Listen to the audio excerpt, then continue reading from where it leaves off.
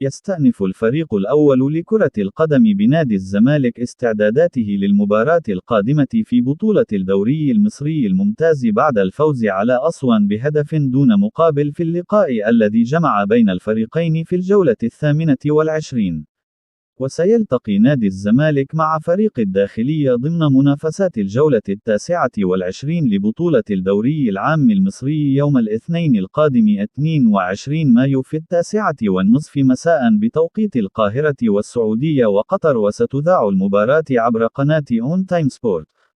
وارتفع رصيد نادي الزمالك بعد الفوز على أسوان إلى 46 نقطة في المركز الرابع في جدول ترتيب المسابقة، بينما يتواجد فريق الداخلية في المركز ال16 برصيد 27 نقطة.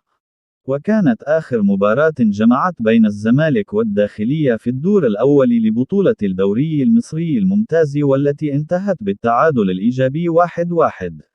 ويتبقى لنادي الزمالك مباراة مؤجلة مع طلائع الجيش من الجولة 23، وستشهد المباريات القادمة حتى نهاية الموسم مباريات من العيار الثقيل، حيث سيلعب الزمالك مع الاتحاد السكندري والأهلي وغزل المحلة وفيوتشر وفاركو.